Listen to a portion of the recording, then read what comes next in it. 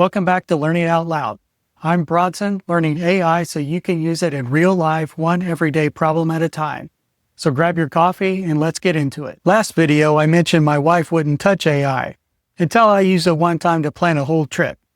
And that's the thing that flipped her. So today, let's do that one. Now here's what we're actually going to do, and it's a little different. I'm not going to plan a fake trip to show you how it works. My wife and I actually took this trip to Boston last summer. And I still have every conversation I had with ChatGPT to plan it.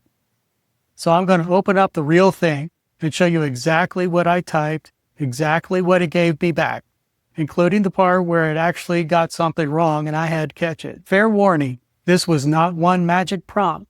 I started the conversation 3 months before we left, and by the time we got on the plane, I had sent 34 messages. A few here, a few there, whenever something came up. And honestly, that's the good news. You don't have to sit down and do this all at once. 15 different days I came back to it. Every single time, it still knew the flights, the hotel, the ball game. I never re-explained the trip once. Okay, so this is the actual first thing I ever typed about the trip. I'm planning a trip to Boston. I'm very interested in all of the historical aspects of Boston from the Revolution.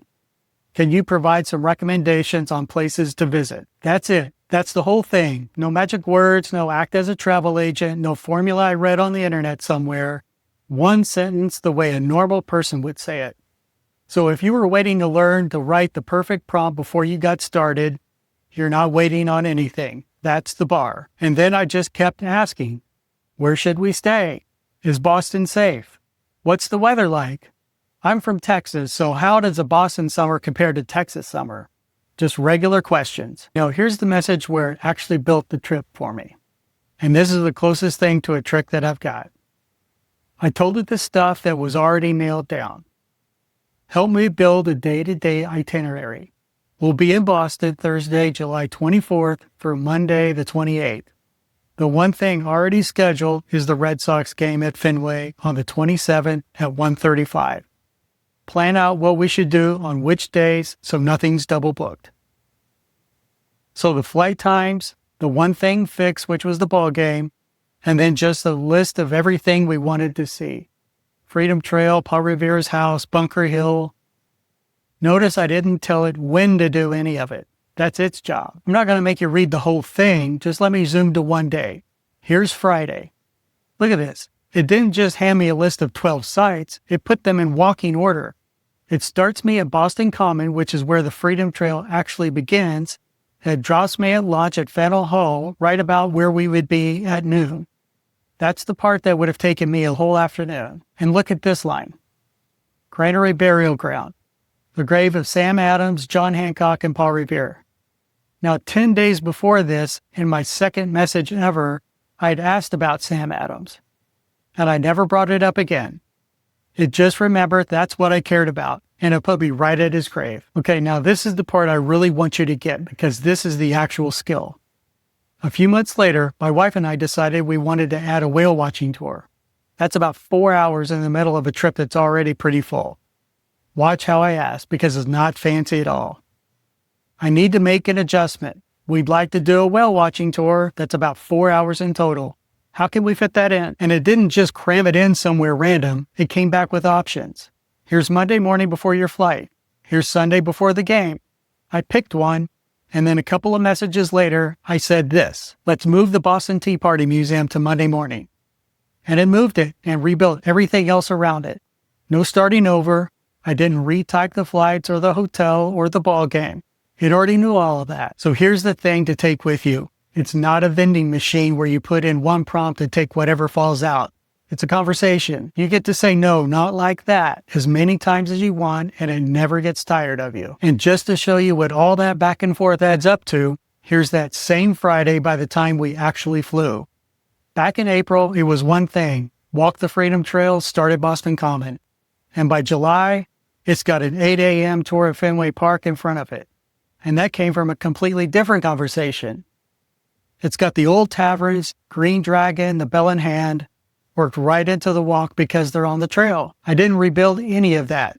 I just kept talking to it. All right, here's the part that most AI videos aren't going to show you. We were staying on Newberry Street and we wanted to walk to Fenway Park.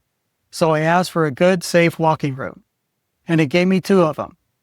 The second one looked right, but the first one made no sense. I'm sitting there with a map open going, that's not how any of this is laid out.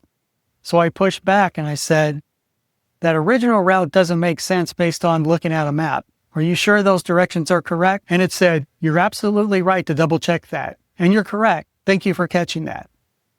It was wrong. Cheerfully, confidently wrong. And then I gave it the route I thought made the most sense. And it agreed with me because I was right and it was wrong. One more, and this is my favorite little thing. Once it had my entire itinerary, I pasted the whole finished thing back in and asked it, can you tell me any places on the list that are cash only? And it flagged a couple of the old taverns, the Green Dragon, Dirty Nellies, as places to have some cash on me. That's not a question I would have thought to ask standing at an ATM at 10 o'clock at night. That same idea got me a packing list later that knew to include a light jacket because it knew I would be out on a boat in the harbor. So one plain sentence to start, and then 34 messages spread across 3 months. That's the whole skill, start to finish. Say what you want in normal words, tell it what's already locked in, and then push back when it gets something wrong. That's it. And it's really not about travel. That same thing works on a weekend project, a birthday party, a doctor's appointment you're nervous about. And that trip, that's the one that got my wife off the sideline. She's got her own subscription now and uses it most days. She even planned a trip to New York with our daughter using it. And we used it on our recent Alaska cruise. It's just how we plan things now. And none of that started with her deciding to learn AI. It just started with one trip. And here's the thing, you don't even have to figure out what to type.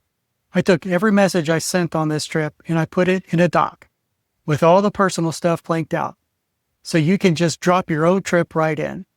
The links below in the description. Copy them, they're yours. If this was worth your time, those like and subscribe buttons are right down there.